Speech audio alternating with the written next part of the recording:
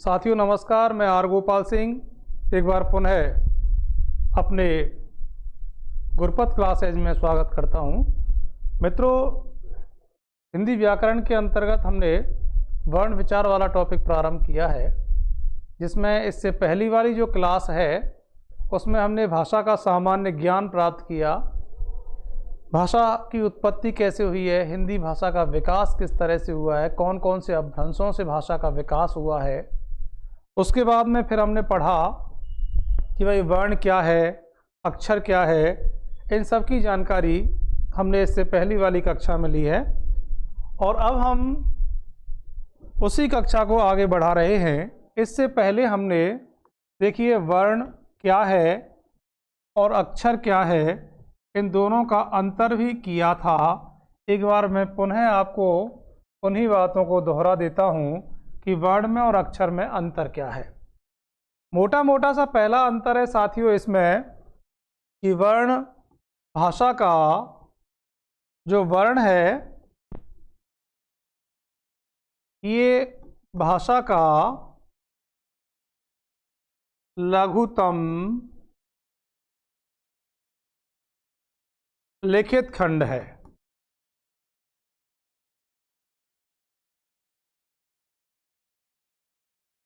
पहला अंतर क्या है इन दोनों में कि वर्ण तो भाषा का लघुतम लिखित खंड है, जबकि अक्षर क्या है, अक्षर भाषा का लघुतम उच्चार्य खंड है।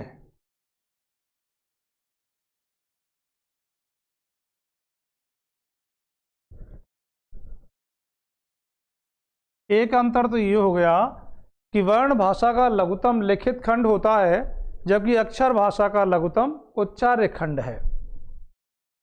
देखिए आप, जैसे मैंने ये ध्वनि यहाँ पर अंकित की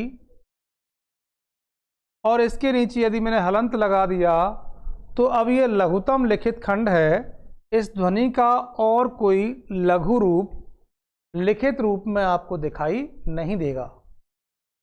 और यदि इस ध्वनि को मैं इस रूप में यहाँ पर लिख दूँ तो ये ध्वनि जो है ये उच्चार्य खंड है, क्योंकि भाई व्यंजन ध्वनियाँ स्वरों के योग से ही उच्चार्य होती हैं। इसमें स्वरवर्ण मिला हुआ है, इसलिए ये ध्वनि उच्चार्य है।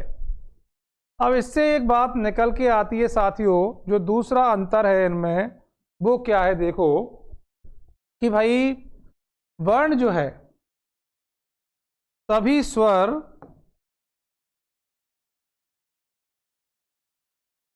एवं स्वर रहित व्यंजन वर्ण होते हैं। सभी स्वर और स्वर रहित जो व्यंजन है उनको हम क्या कहेंगे साथियों, वर्ण कहेंगे, जबकि सभी स्वर एवं स्वर सहित व्यंजन अक्षर ध्वनियां हैं। क्योंकि हम जानते हैं अक्षर उच्चार्य खंड होता है और व्यंजन ध्वनियां तो उच्चारित तभी होंगी जब उनमें स्वर मिल जाएगा। दूसरा अंतर ये हो गया। यूँ हमने परिभाषा भी इनकी पढ़ी थी कि भाई वर्ण भाषा की सबसे छोटी इकाई है। वर्ण भाषा की वह इकाई है जिसके खंड नहीं होते, जबकि अक्षर जो है, अक्षर के विषय में हमने पढ़ा था ना चरति इति अक्षर है, जिसका क्षरण नहीं होता वो अक्षर ध्वनि है। यानी कि वह ध्वनि या ध्वनियों का ऐसा समूह जिसका उच्चारण श्वास के एक ही आघात में हो जाए उसे हम अक्षर ध्वनि कहते हैं। आज जो मेरी कक्षा है वो अक्षर को लेकर के है कि अक्षरिक विभाजन किस तरह से होता है भाषा में शब्दों का, वो चीज़ हम देखेंगे। मैंने आपका ध्यान आकृष्ट कराया था साथियों कि इस तरह के प्रश्नों को पूछे जाने की संभावना आगे रहेगी। यद्यपि अब तक प्रश्न नहीं पूछे गए हैं, लेकिन मुझे लग रहा है कि अब इस तरह का प्रश्न आपको प्रतियोगिता परीक्षा में देखने के लिए मिल सकता है। क्योंकि हमारे बहुत से साथी खूब व्याकरण पढ़ते हैं, संधि समास प्रत्यय उपसर्ग खूब पढ़ लेते हैं, लेकिन जब उनसे अक्षरिक विभाजन वाली बात पूछी जाती है या कोई शब्द लिख करके यूँ पूछा जाता है कि आप बताइए ये शब्द एक अक्षरी कहलाएगा या द्वि-अक्षरी कहलाएगा, तो वो पहचान नहीं पाते, क्योंकि उन्होंने इस ओर ध्यान नहीं दिया और यहाँ पर उन्होंने मेहनत नहीं की है। उनका जो बेस है वो कहीं ना कहीं कमज़ोर रह गया है। तो मैं उसी ओर आपका ध्यान आकृष्ट करा रहा हूँ इस अपनी कक्षा में। आप ध्यान से समझेंगे तो बात समझ में आ जाएगी। साथियों, मैं यहाँ इतनी ही बात करूँगा, ज़्यादा बात नहीं करूँगा, क्योंकि मुझे यहाँ पर आना है। इससे पहली वाली जो कक्षा है मेरी, उस पहली वाली कक्षा में मैंने इन सारी बातों को क्लियर कर दिया है कि वर्ण क्या है और अक्षर क्या है। और इसके बाद में फिर हम अपनी वर्ण माला, जो वर्ण विचार टॉपिक है, उस पर आएंगे। धीरे धीरे चल रहे हैं, हम अपनी ध्वनियों की ओर आगे बढ़ रहे हैं। अब साथियों, अक्षर की परिभाषा हमने लिख ली। अब हम यहाँ देखते हैं अक्षरिक विभाजन। आप इसे ढंग से समझेंगे। अक्षरिक विभाजन,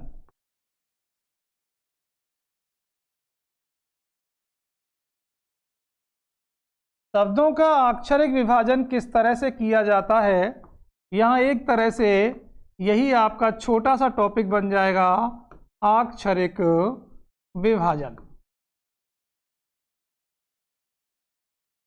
अक्षरिक विभाजन।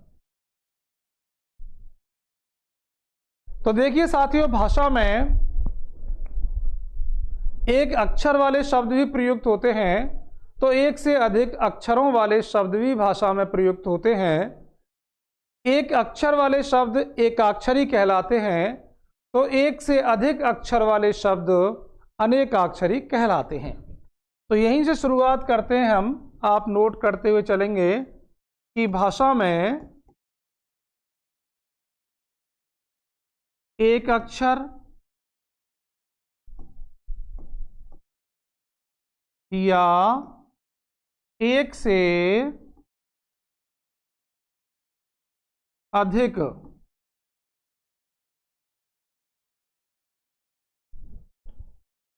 अक्षर वाले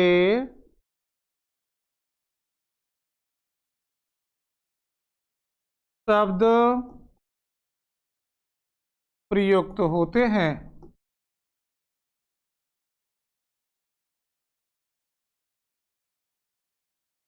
अब साथियों, जो एक अक्षर वाले शब्द हैं वो कौन से हैं, वो आपको देखना है।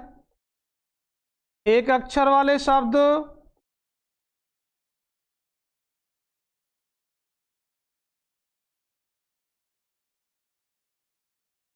एक अक्षर वाले शब्द क्या कहलाएंगे साथियों? ये तो कहलाएंगे एकाक्षरी। कैसे शब्द कहलाएंगे? एकाक्षरी। एक अक्षर वाले शब्द तो एकाक्षरी कहलाएंगे, लेकिन जो एक से अधिक अक्षर वाले शब्द हैं वो क्या कहलाएंगे? एक से अधिक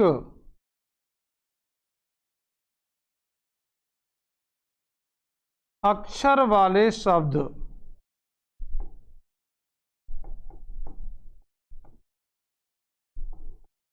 एक से अधिक अक्षर वाले शब्द कहलाते हैं साथियों अनेकाक्षरी।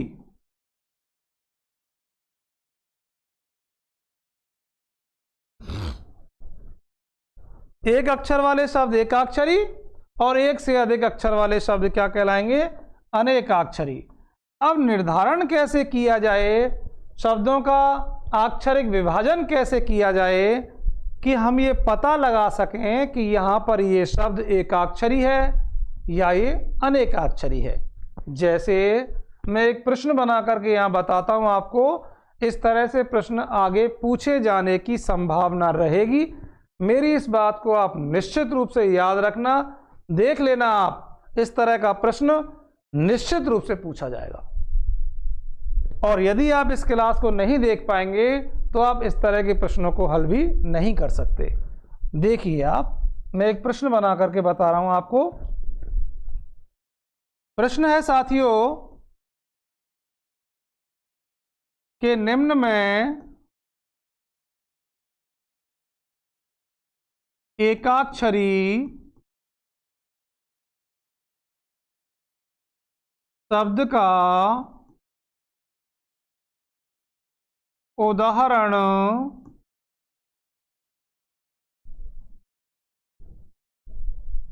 नहीं है।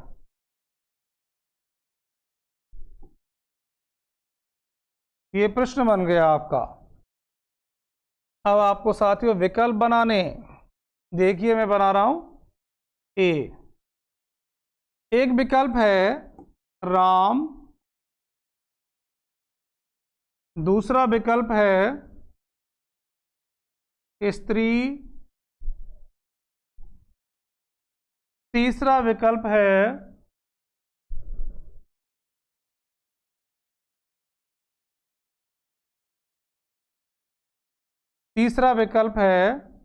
नाम,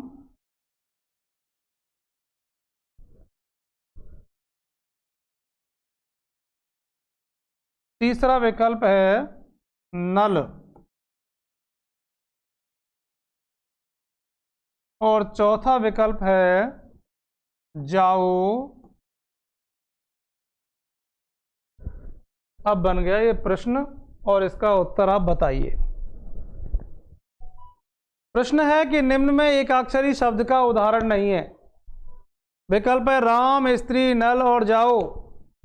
कौन सा विकल्प इसमें सही होगा ये आपको देखना है। इसमें जो आंसर है साथियों, सही आंसर है डी वाला विकल्प। क्यों है, इन्हीं बातों को अब हम आगे देखेंगे। आपके मन में जिज्ञासा है, इस प्रश्न को पुनः लेकर के आऊँगा जब मैं समझा दूंगा उसके बाद, और आप स्वयं समझ जाओगे कि भाई ये जाओ जो है ये क्यों सही है। तो आप देखिए आगे।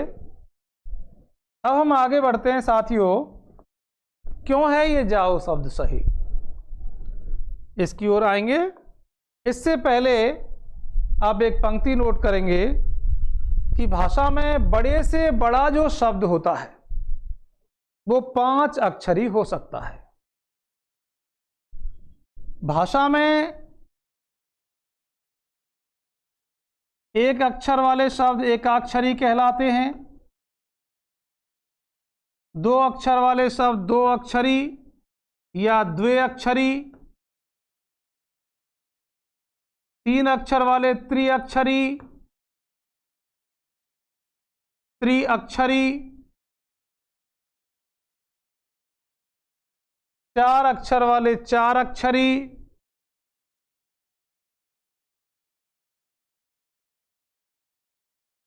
और 5 अक्षर वाले 5 अक्षरी शब्द कहलाते हैं। ये गिनती चल रही थी साथियों, मैं यहीं पर क्यों रुक गया, क्योंकि भाषा में बड़े से बड़े जो शब्द होते हैं वो 5 अक्षरी ही होते हैं। तो नोट डाल के लिखेंगे, भाषा में, हिंदी में बड़े से बड़ा शब्द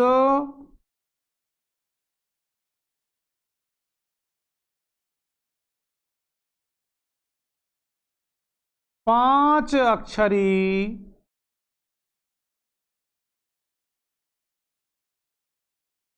हो सकता है, इससे बड़ा शब्द नहीं हो सकता। यहां भी एक प्रश्न बन गया कि भाषा में बड़े से बड़ा शब्द कितने अक्षरों वाला हो सकता है। 5 अक्षरों वाला हो सकता है, 5 अक्षरी हो सकता है, ये आप ध्यान रखेंगे। अब हम आगे बढ़ते हैं साथियों। इसमें ये बात हो गई हमारी, कैसे हम निर्धारण करेंगे कि ये 5 अक्षरी शब्द है या ये 2 अक्षरी शब्द है। तो देखें, आगे बढ़ते हैं।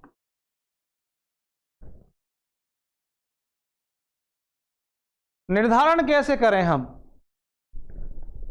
सबसे पहली बात तो ये है साथियों कि शब्दांत का मतलब होता है शब्द के अंत में। शब्दांत में आने वाला ह्रस्व आ का लोप समझा जाता है।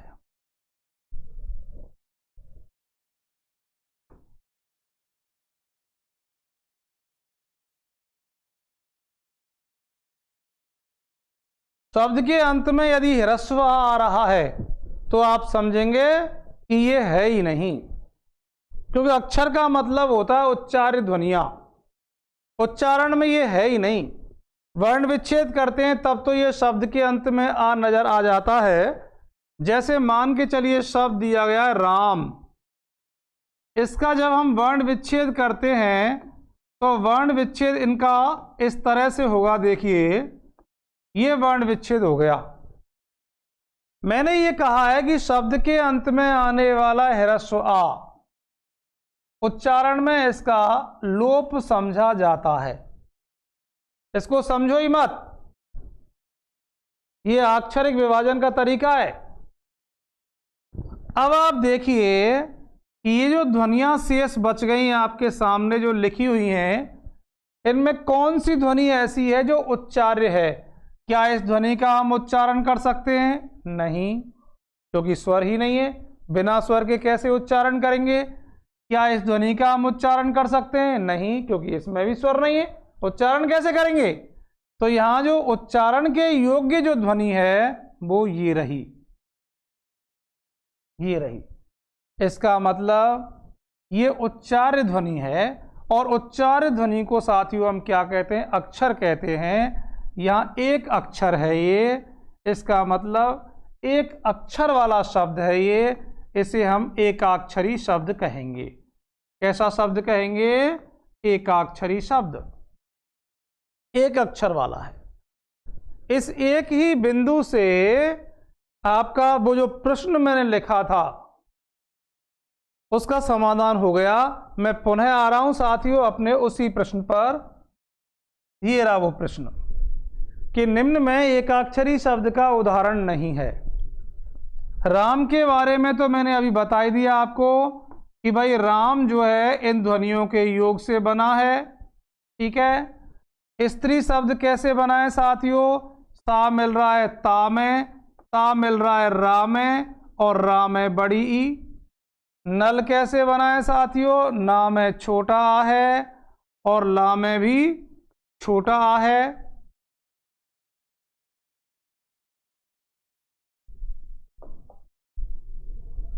तो साहब जाओ शब्द कैसे बनाए? जा में बड़ा आ है और ओ तो अपना दिया हुआ है ही। इस तरह से मैंने बताया कि वर्ण विच्छेद करते हैं, अंत में आने वाला जो ह्रस्व आ है अक्षरिक विभाजन में उसका लोप समझा जाता है। आप इस आ का लोप समझो। ठीक है। अंत में आने वाला ह्रस्व आ उसका लोप समझ लो। ठीक है। तो यहां पर उच्चार्य ध्वनि एक बच गई तो ये एकाक्षरी हो गया। ठीक है। यहां उच्चार्य ध्वनि एक ये बच गई तो ये भी एकाक्षरी हो गया। अब यहां देखिए आप, क्या आप सा का उच्चारण कर पाओगे? नहीं, क्योंकि स्वर नहीं है।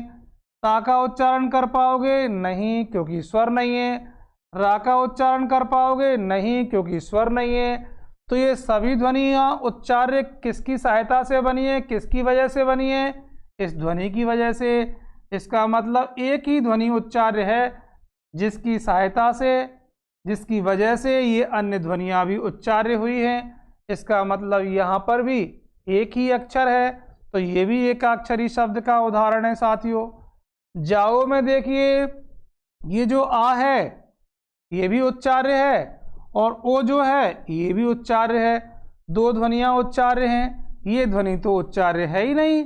तो यहाँ पर दो ध्वनियां उच्चार्य हैं, इसका मतलब साहब ये ही द्वय अक्षरी शब्द है आपका। कैसा शब्द है ये? द्वय अक्षरी। अब कुछ कुछ आपकी समझ में आने लगा होगा। ठीक है। कुछ कुछ आपकी समझ में आने लगा होगा एकाक्षरी शब्द क्या होता है और द्विअक्षरी शब्द क्या होता है। ठीक है साथियों, समझ में आ गया अच्छे से। अब मैं पुनः उसी ओर जा रहा हूं जहां मैंने आपको छोड़ा था अभी। ये हो गया एकाक्षरी शब्द। अब आगे चलते हैं साहब। एक तो ये बात हो गई, शब्द के अंत में आने वाले ह्रस्व आ का क्या कर देते हैं हम, लोप कर देते हैं। दूसरी बात क्या है साथियों कि भाई जब स्वर से पहले कोई व्यंजन वर्ण आ रहा हो, एक आ रहा हो चाहे दो आ रहे हो, कितने भी आ रहे हो, ठीक है, स्वर से पूर्व आने वाले जितने भी व्यंजन होते हैं साथियों, वे व्यंजन इसी स्वर की सहायता से उच्चार्य होते हैं। ये व्यंजन उच्चार्य होते हैं, किसकी सहायता से उच्चार्य होते हैं, स्वर की सहायता से ही उच्चार्य होते हैं। इन व्यंजनों को उच्चारण के योग्य हम बनाते हैं, तो इस स्वर की वजह से उच्चारण के योग्य बनाते हैं। ठीक है, इसके साथ में ही मिलकर के ये स्वर आते हैं। जैसे अभी मैंने एक शब्द लिखा था आपके लिए स्त्री, तो स्त्री शब्द इस तरह से लिखा गया था साथियों, जिसमें देखो ध्वनियाँ तो कितनी है, ता मिल रहा है ता में, ता मिल रहा है रा में बड़ी ई, तो ध्वनियाँ तो चार हैं, लेकिन ये चारों ध्वनियाँ उच्चार्य हुई हैं किसकी मदद से, इस ई की मदद से। इसका मतलब ये एकाक्षरी शब्द है। शब्द इसलिए है साथियों क्योंकि ये ध्वनियों का समूह सार्थक है और भाषा में इसका प्रयोग किया जाता है। ठीक है, ये बात हो गई। दूसरी बात ये आपकी समझ में आई गई है। अब हम देखते हैं शब्दों को। जैसे मान के चलिए राम शब्द है, अभी लिखा, राम एकाक्षरी हो गया क्योंकि अंत में आने वाले ह्रस्व आ का हम क्या समझ लेंगे, लोप समझ लेंगे। अगर आम भी लिखा हुआ है साथियों, तो वो आम भी कैसा शब्द कहलाएगा, एकाक्षरी शब्द ही कहलाएगा, एकाक्षरी शब्द ही कहलाएगा। ठीक है, नल लिखा हुआ है साथियों, तो नल को भी हम क्या कहेंगे, एकाक्षरी शब्द कहेंगे। जल लिखा हुआ है तो जल को भी हम एकाक्षरी शब्द कहेंगे। अगर शब्द आ गया स्त्रियां, तो स्त्रियां जो शब्द है ये कितने अक्षरों वाला शब्द है, कैसे पता लगाओगे, पता लगाने के लिए वर्ण विच्छेद कर लो। सा मिल रहा है ता में, ता मिल रहा है रा में छोटी ई, या में मिल रहा है दीर्घ आ, जो कि कैसा है, अनुनासिक है, तो स्वर ही। ठीक है, अब इससे ये आप देख लीजिए, यहाँ पर ये ध्वनि उच्चार्य है, एक तो ये ध्वनियाँ उच्चार्य नहीं है, ये ध्वनि तो उच्चार्य इस स्वर की वजह से बनी है। यहाँ पर दूसरी ध्वनि ये उच्चार्य है क्योंकि ये ध्वनि उच्चार्य बनी है इसकी वजह से। इसका मतलब दो ध्वनियाँ उच्चार्य हैं। तो ये जो शब्द है साथियों, ये शब्द द्विअक्षरी का उदाहरण है। कितने अक्षरी शब्द का उदाहरण है, ये द्विअक्षरी शब्द का उदाहरण है। ठीक है, इस तरह से आप पता लगा सकते हैं। अब आगे देखिए और शब्द देखें हम। एक शब्द दिया गया है, मान के चलिए आपके लिए प्यारा या प्यारी, ये देखना है कितने अक्षरी शब्द है, वर्ण विच्छेद कर लो।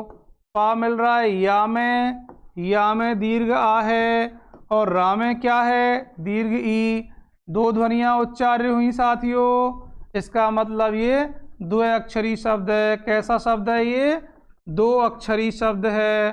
इसके बाद में आप देखिए एक शब्द है, मान के चलिए इशारा।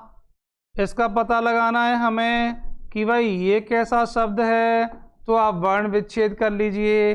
वर्ण विच्छेद करेंगे, ई है, इसके बाद सा में बड़ा आ है, इसके बाद में रा में क्या है, बड़ा आ है। तो अब देखिए ये ध्वनि भी उच्चार्य है, स्वर है, उच्चार्य है। ये ध्वनि उच्चार्य नहीं है क्योंकि स्वर नहीं मिल रहा है। ये ध्वनि उच्चार्य है, ये ध्वनि उच्चार्य नहीं है क्योंकि स्वर नहीं मिल रहा है। ये ध्वनि उच्चार्य है। तो कितनी ध्वनियाँ उच्चार्य हो गई, 3। इसका मतलब ये शब्द 3 अक्षरी शब्द का उदाहरण है। कितने अक्षरी शब्द का उदाहरण है ये? 3 अक्षरी शब्द का उदाहरण हो गया। अब आगे देखते हैं हम।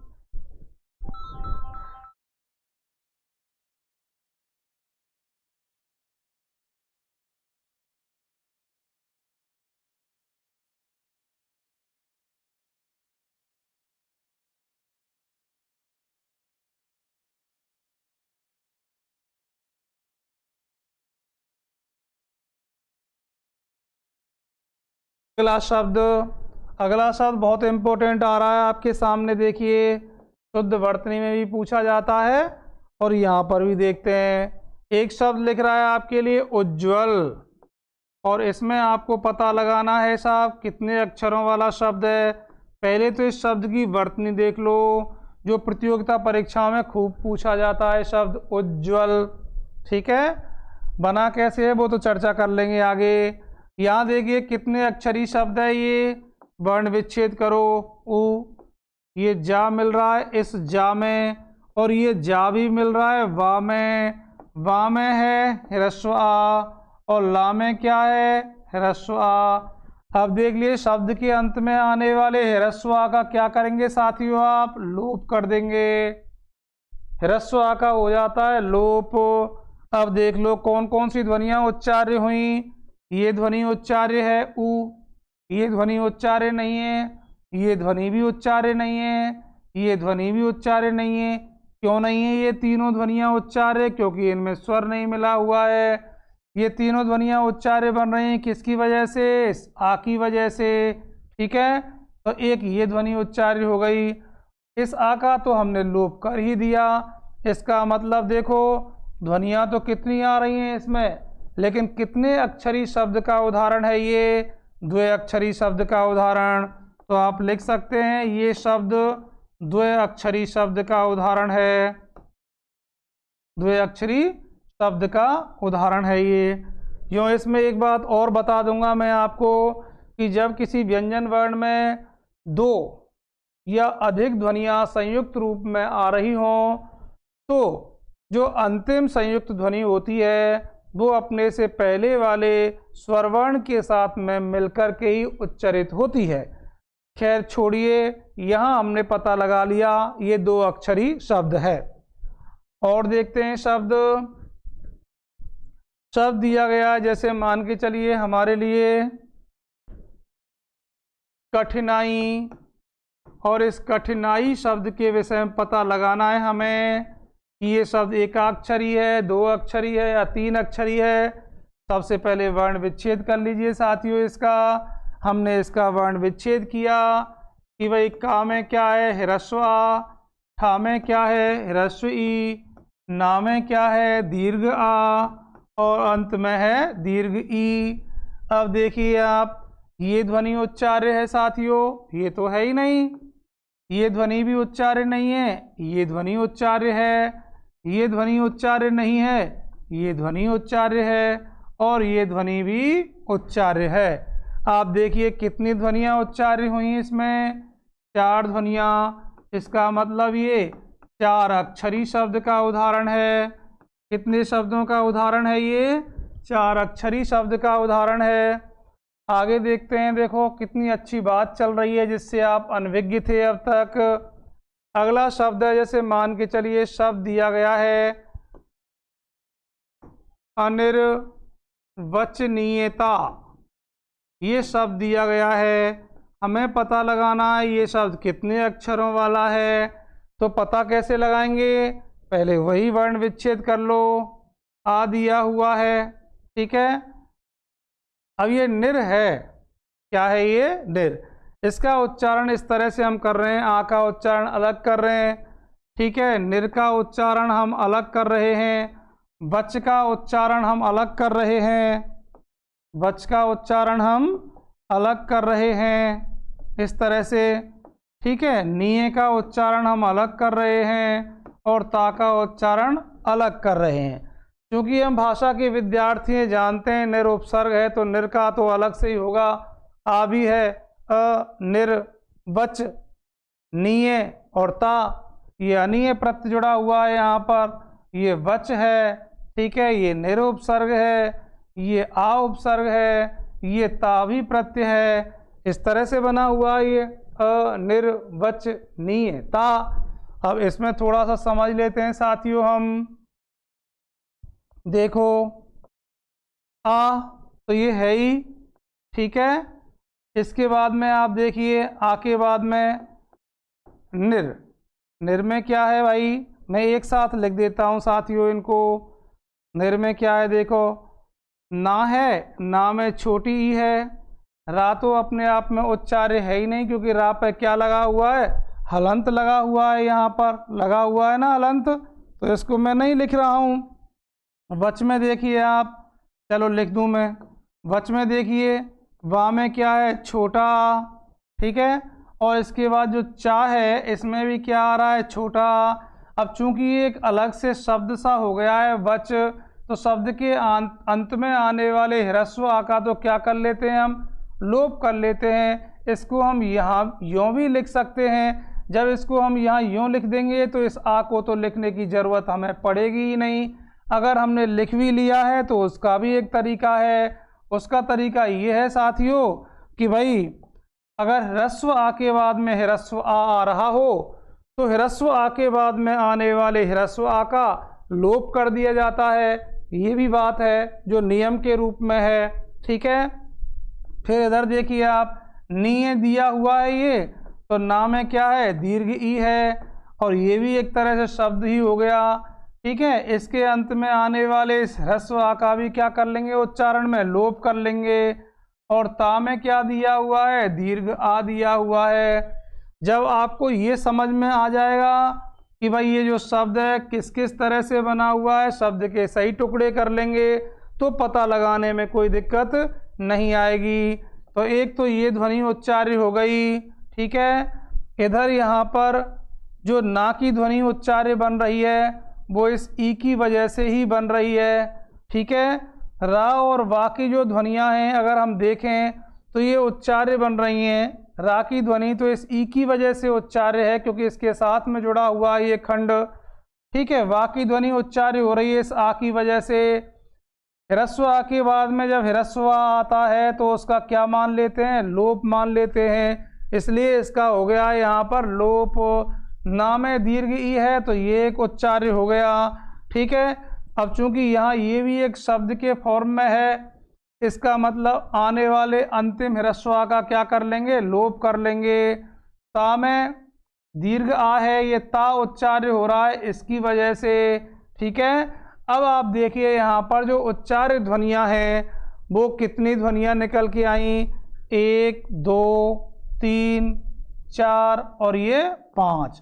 तो ये जो शब्द है अनिर्वचनीयता, ये 5 अक्षरी शब्द है।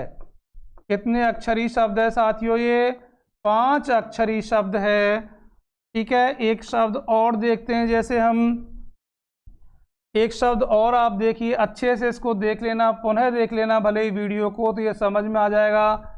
अगला शब्द है जैसे आकस्मिकता। आकस्मिकता शब्द है, ये कितने अक्षरीय शब्द है, तो देखते हैं।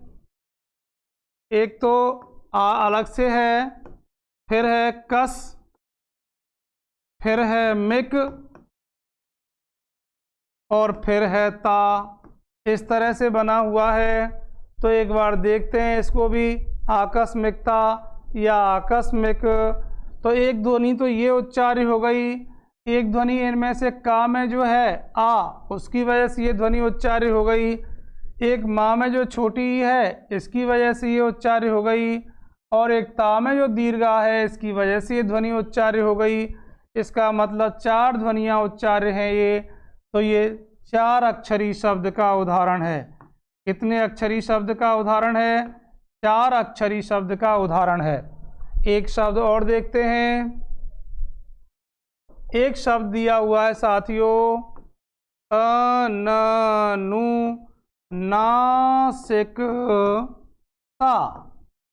अनुनासिकता, इसके बारे में हमें पता लगाना है कि ये कितने अक्षरों वाला शब्द है। तो देखिए साथियों ठीक है, ये हो गया एक। तो अनुनासिकता हमें देखना है, तो यहाँ पर आप चाहें तो अन को पहले लिख सकते हैं, चाहे आ को लिख दीजिए, अन को लिख दो भले ही एक साथ अन को हम लिख सकते हैं यहाँ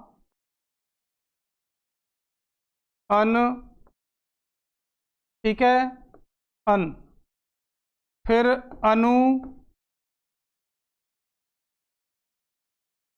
फिर ना, फिर सिक और फिर ता। अब आप देखिए अन में ये ध्वनि उच्चार्य हो गई, ठीक है, एक ये हो गई, एक ये हो गई, 2, एक 3, 4 और 5। तो यहाँ इसे हम जो है अन हमने पूरा लिख लिया, या फिर इस तरह से आप करें, 1 मिनट देखिए आप, इसको आप इस तरह से कर लीजिए तो दिक्कत नहीं आएगी। अन अलग से कर दिया है और नू अलग से कर दिया, अन नू, नासिकता। अब सही है, आप देखिए या आ और ना में जो आ मिला हुआ है इसका क्या हो जाएगा, लोप, क्योंकि मैंने बताया था ह्रस्व आ के बाद में यदि ह्रस्व आ जाता है तो उसका क्या हो जाता है, लोप, ठीक है। इधर जो नू है, नू में क्या मिला हुआ है, ऊ, तो ऊ उच्चार्य हो गया। इधर आप देखिए ना में क्या मिला हुआ है, दीर्घ आ, तो ये दीर्घ आ उच्चार्य हो गया। इधर सिक में देखिए आप सा में छोटी ही है, का में हलंत मैंने इसलिए लगा दिया क्योंकि अंत में आने वाले ह्रस्व आ का लोप हो जाता है। यहाँ एक ये ध्वनि उच्चार्य हो गई। इधर ता में क्या है, दीर्घ आ है, तो इसकी वजह से ये उच्चार्य हो गया।